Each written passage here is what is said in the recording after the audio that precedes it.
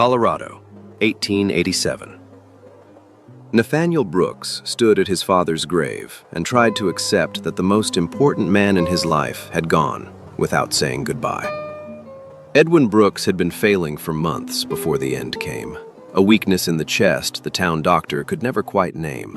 One Edwin had mentioned to almost no one, the way men of his generation mentioned very little that could be mistaken for complaint. The fever that finally took him had only closed out a decline that had already been underway, quietly, for the better part of a year.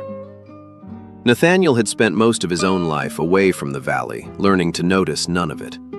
He'd left at 16 to work cattle further south, chasing the kind of work a young man chases when his father's ranch feels too small to hold both of them at once. And he'd only come home for good 2 years ago. Once Edwin's letters had started sounding less like a rancher and more like a man running out of time. 2 years was not enough to relearn a whole valley's worth of faces.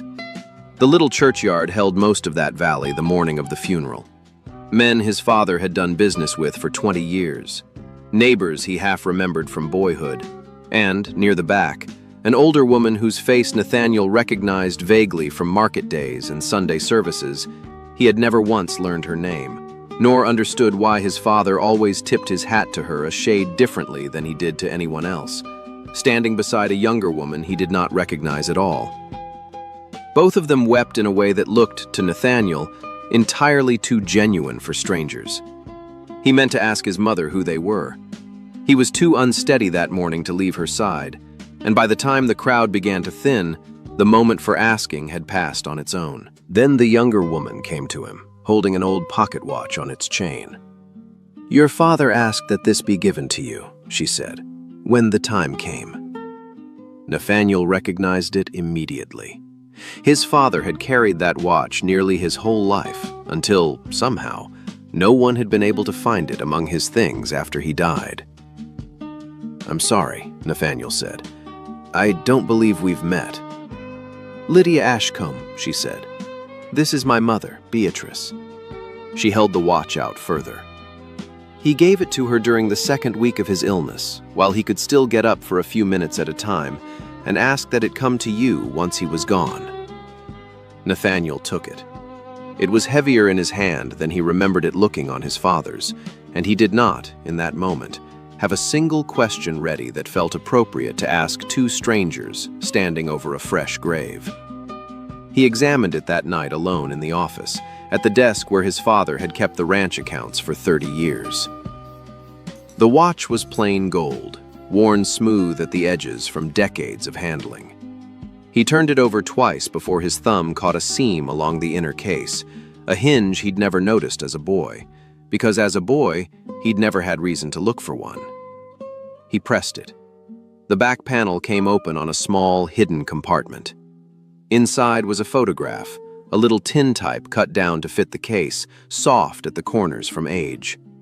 His father, younger than Nathaniel had ever known him, no gray in his hair, no permanent line between his brows, sitting beside a young woman in front of a painted backdrop, the sort of traveling photographer set up at a county fair.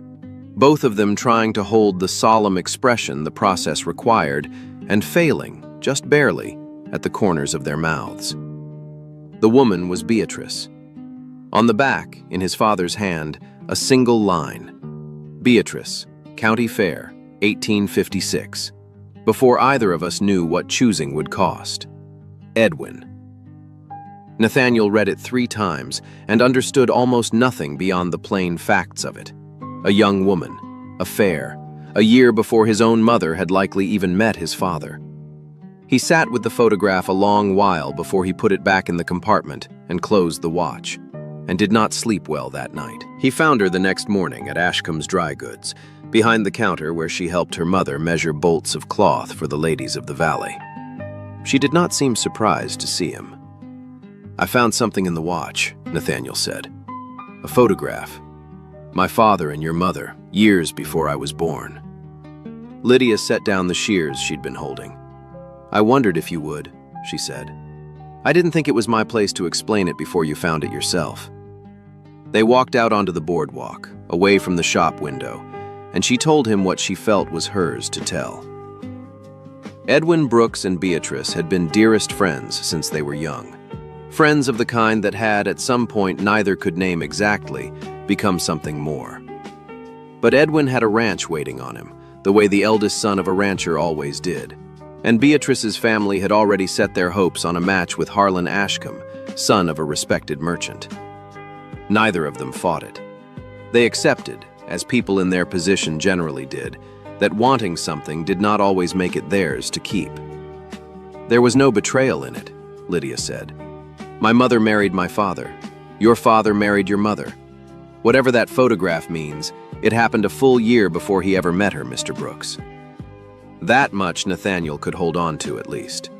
The rest, what had happened after, whether the friendship had continued, what his own mother might or might not have known, Lydia did not offer that morning, and he did not press her for it. I didn't know he had a life before the ranch, Nathaniel said. By the time I was old enough to really know him, he was only ever the man running it. Maybe you'll get to know more of it, Lydia said. A little at a time. He went back 3 days later, not for Lydia this time, but for Beatrice, who received him in the small parlor above the shop with the particular calm of a woman who had been expecting this visit since the day of the funeral. Your father and I stayed friends, she said, without waiting to be asked. After I married Harlan, after he married your mother. We'd see each other at the market, at the summer social. The valley isn't large enough to avoid anyone entirely, Mr. Brooks, and neither of us tried very hard to. Did my mother know? Beatrice considered the question longer than Nathaniel expected. I believe she knew there was something, she said. I don't know that she ever knew the whole of it. That isn't mine to say for certain. Did you love him still? Nathaniel asked. After. I loved the memory of who we'd been at 19, Beatrice said. That isn't the same thing as wanting him back, whatever it might look like from the outside. I chose Harlan. Your father chose your mother. We were both glad of what we'd built, even while we remembered what we hadn't. She looked at him with something gentler than pity. Lydia grew up knowing your father as a kind man who asked after her schooling and brought her peppermint candy from the mercantile, she said. That's the whole of what she knows, and the whole of what she needs to. The rest is old history, Mr. Brooks. It belongs to me. He came back to the shop the following week for a reason that had nothing to do with the watch. His good coat had worn thin at the elbows, and every rancher in the valley eventually needed a new one, and found himself standing in the middle of the floor while Lydia circled him with a measuring tape and a look of professional concentration that he found, unaccountably, difficult to hold still under. You may breathe, Mr. Brooks, she said. I am breathing. Then your coat appears to be doing it for you. She tugged the shoulder seam straight. Arms down. I can't fit a man who's bracing for a firing squad. I've never been measured for anything in my life that wasn't a saddle, Nathaniel admitted. That explains a great deal, Lydia said, and pinned the shoulder without further comment, though he caught, at the edge of her mouth, the same expression his father wore in the old tintype, the solemn face just barely losing the battle against a smile. When she finished, she held up a small tin from the counter. Peppermint, she said, for your trouble. Nathaniel looked at the tin with an expression she hadn't expected. My father carried peppermint everywhere, he said. I always assumed he liked it. I hate the stuff. I used to eat it anyway so he wouldn't notice. Lydia laughed, a real laugh, surprised out of her. I thought all Brooks men carried peppermint. My father carried peppermint, Nathaniel said. I carried the obligation to pretend I liked it. It was the first time either of them had laughed since the funeral, and neither of them mentioned how much lighter the room felt afterward, though both of them noticed. Lydia had wanted, for longer than she generally admitted aloud, to open a small workshop of her own. Dresses, traveling clothes, garments built with her own 2 hands, instead of measured out behind her mother's counter for someone else's ledger. When a narrow building came open at the edge of town that spring, she asked Nathaniel, half in jest, whether a rancher's eye was good for anything besides cattle. It turned out to be good for roofs and foundations, which was not entirely nothing. "The joists are sound," he said, walking the empty floor, testing a board with his boot. "Roof will need patching before winter, but the frame will hold another 30 years. Lydia was standing at the front window, watching the light fall across the floor at an angle that pleased her for reasons she couldn't yet explain. "There's room here for a proper cutting table," she said, "and the window faces east, so the morning light will be good for matching thread colors." She looked at him. "You're thinking about beams. I'm thinking about light." "Different eyes for different work," Nathaniel said. "I suppose that's useful," Lydia said, "provided the two of us are looking at the same building." He caught, more than once that afternoon, the sense that she was watching him for something beyond his opinion of the joists. And it was on the walk back into town, the empty building behind them, that she said, without quite looking at him, the thing that had clearly been sitting in her for a while. "Sometimes I wonder whether you see me," she said, "or whether you see the answer to a question your father left behind." Nathaniel stopped walking. "Your mother never argues with a crooked shelf until it gives up," he said. "You do. You measured my coat like it had personally wronged you, and you laughed at the peppermint like you meant it, not like you were being polite to a grieving man." He looked at her plainly. "I know the difference, Lydia. I'm not here because of the watch." She didn't answer that immediately, but she didn't look away from him either, and that, for the moment, was answer enough for both of them. He came out to the Ashcombe house the following Saturday to fix 2 boards a storm had torn loose from the porch, and stayed through the afternoon while Lydia brought him coffee, and neither of them felt any particular need to fill the quiet between them with talk.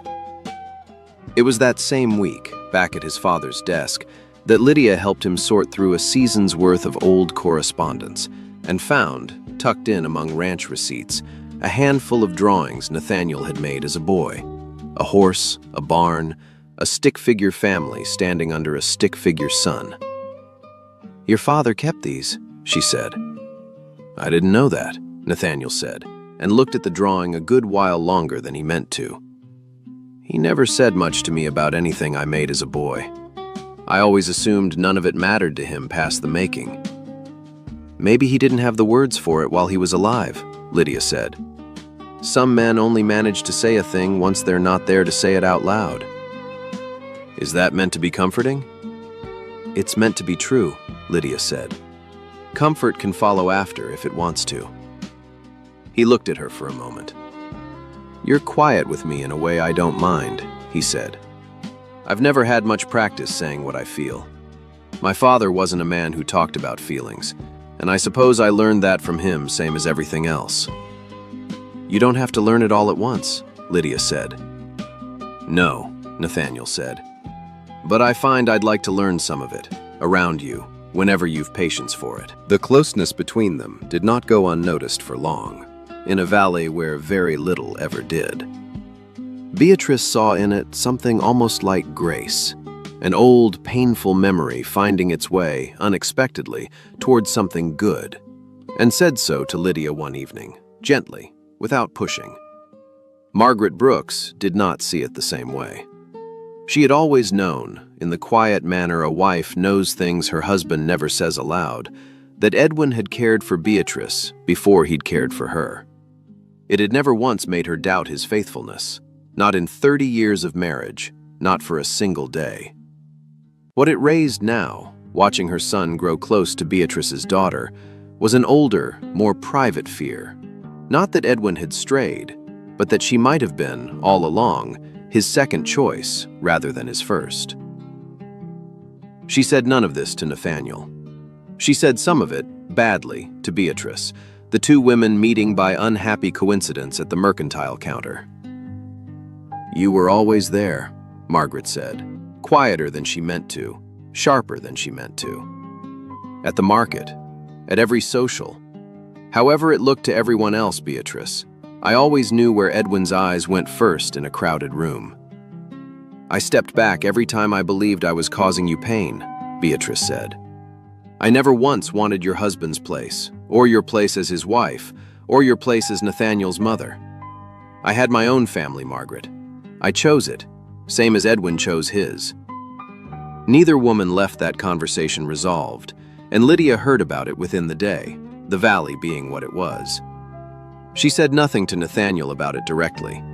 She simply began, without explaining why, to find fewer reasons to see him. A shorter visit here, a missed afternoon there, and it took him the better part of a week to notice the pattern instead of just its edges. He found her at the shop on a slow Tuesday and asked her plainly what he'd been turning over for days.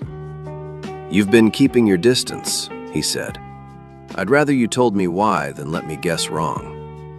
Lydia set down the bolt of cloth she'd been folding. "I'm afraid of becoming a story the whole valley already thinks it knows," she said. "Beatrice's daughter, finishing what Beatrice couldn't. I've heard it said that way twice this week already, Nathaniel, and I haven't even done anything yet beyond letting you fix my porch." "Is that what you think this is?" "I don't," Lydia said, "but I'm not sure the valley will let us decide that for ourselves. And I'm not sure your mother will either, given what I've heard about the mercantile." Nathaniel was quiet a moment. "My father spent a whole life not saying things because he was afraid of what people would make of them," he said. "I watched what that cost him. A son who barely knew him. A wife who spent 30 years wondering instead of asking. I don't intend to build the same kind of quiet with you before we've even had the chance to build anything else." "That's easy to say," Lydia said. "It is," Nathaniel agreed. "I'd like to try meaning it anyway." The obstacle Nathaniel least expected came from inside Lydia's own house. Harlan Ashcombe was not a cruel man, and he had never once doubted his wife's faithfulness in 28 years of marriage. But he had spent a good many of those years, quietly and without saying so to anyone, measuring himself against the man Beatrice had cared for first, the rancher's son she might have married, had circumstances gone another way. When he learned his daughter was growing close to Edwin Brooks's son, the fear that surfaced had little to do with Nathaniel personally, and a great deal to do with what the valley might say about it. "I don't want you remembered as Beatrice's daughter, chasing after Edwin's son," he told Lydia in the parlor, gentler than the words themselves suggested. "I want you to build a life that's your own, not a second telling of a story that already happened once." "That's exactly what I'm trying to do, Papa," Lydia said.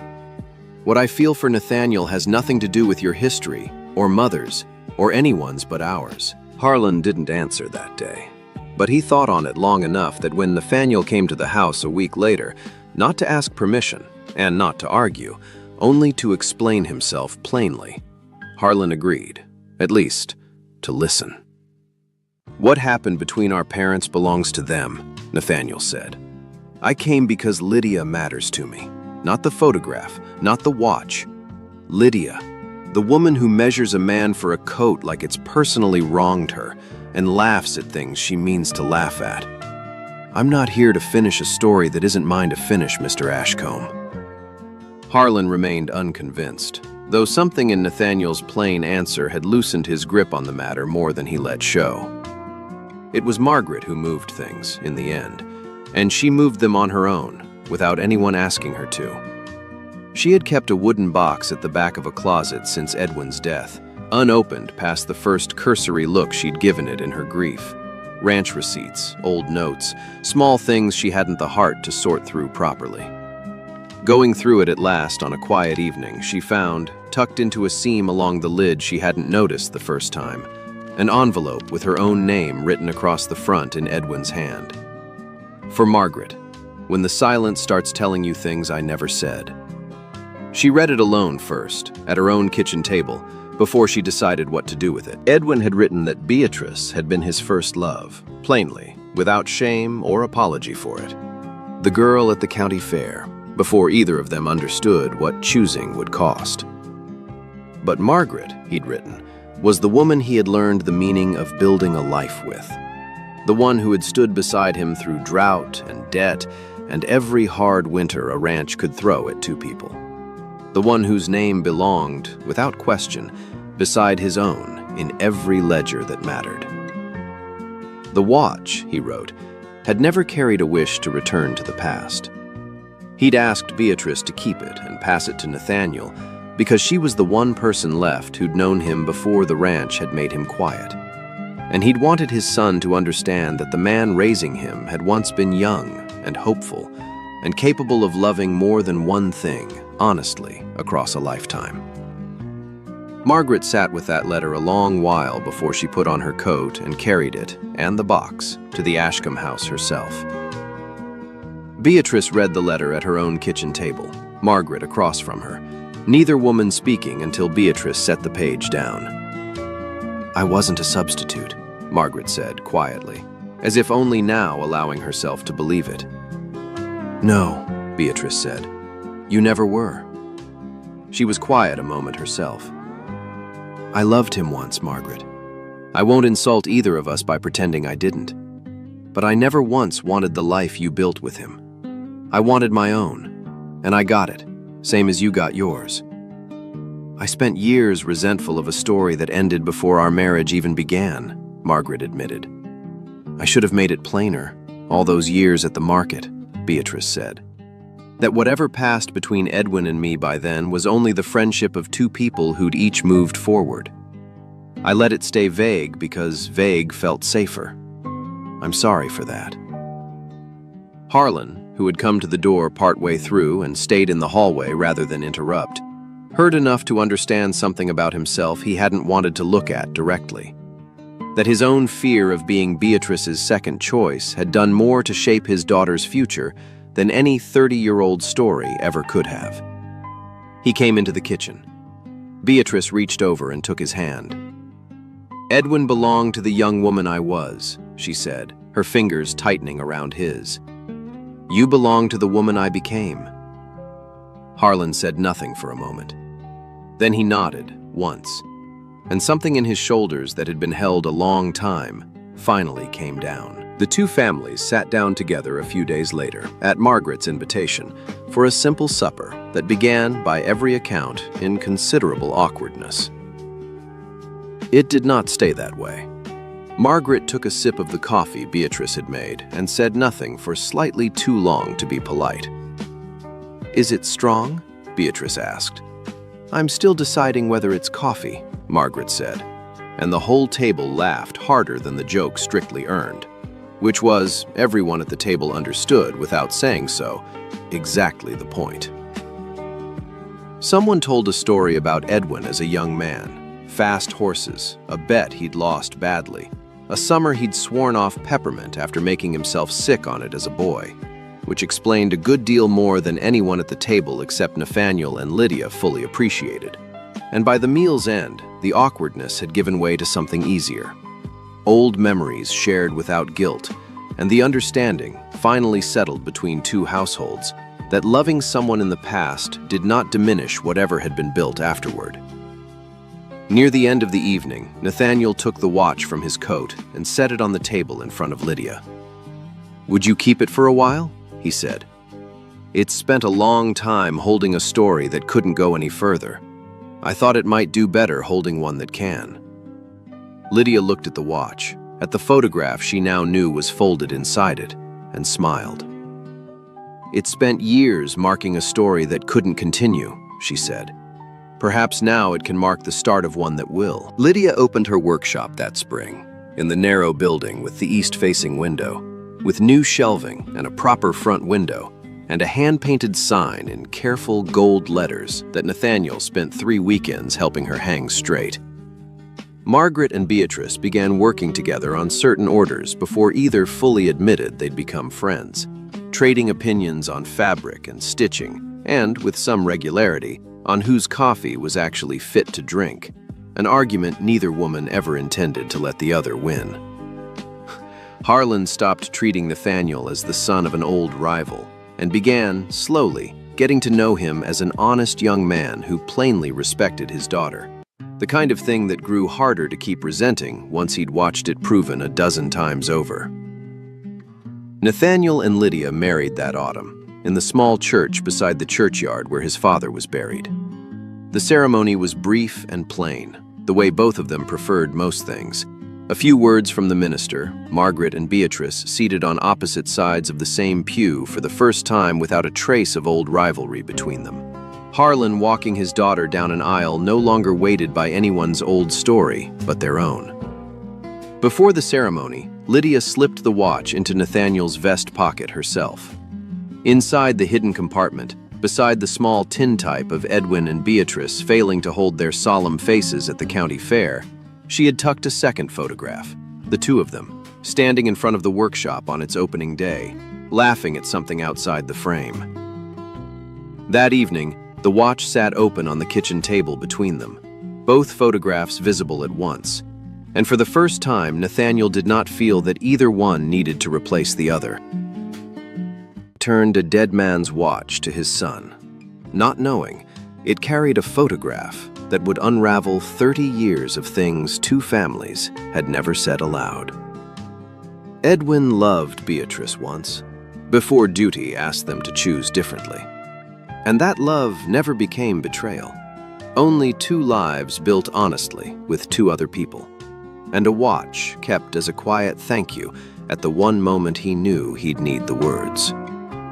Nathaniel and Lydia found what neither set of parents ever got the chance to have: the same valley, the same watch, and a story finally allowed to go all the way forward.